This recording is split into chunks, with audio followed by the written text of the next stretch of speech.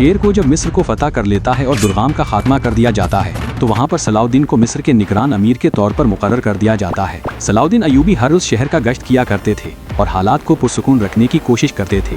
एक दिन जब सलाउद्दीन अयूबी गश्त कर रहे होते हैं तो उन्हें एक तरफ से शोर की आवाजें सुनाई देती हैं। जब सलाउद्दीन अयूबी अपने साथियों के साथ वहां जाकर देखते हैं तो उन्हें मालूम होता है कि कुछ लोग ताजर की दुकान का सामान निकालकर बाहर फेंक रहे होते हैं। सलाउद्दीन अयूबी उन लोगों से मामले के बारे में पूछते हैं तो एक शख्स बताता है कि ये ताजर दुर्गाम का आदमी है। सलाउद्दीन अयूबी उस शख्स को पहचान लेता है जो कि दुर्गाम के साथियों में शामिल था और अब वही शख्स ताजर को तंग कर रहा था। सलाउद्दीन अयूबी उस शख्स को कहते हैं, दरअसल दुर्गाम के साथी तो तुम हो जो बिला वजह लोगों को तंग कर रहे हो। वो शख्स तो सिर्फ एक गरीब ताजर है, तुम भेस बदल कर आवाम को पागल बनाने की और तंग करने की कोशिश कर रहे हो। ये कहकर सलाउद्दीन अयूबी अपनी तलवार निकाल लेते हैं। वो शख्स अपने और साथियों के साथ मिलकर मुकाबले पर आ जाता है।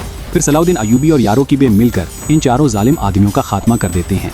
फिर लोगों को पुरसुकून रहने के लिए कहते हैं और उन्हें बताते हैं कि उनके जानो माल की हिफाजत करना हमारी जिम्मेदारी है। मिस्र के लोग सलाउद्दीन अयूबी के हक में नारे लगाना शुरू कर देते हैं और बहुत ज्यादा खुश होते हैं और अपने दिलों में महसूस करते हैं कि उनका हकीकी निजात दहिंदा तो अब मिला है।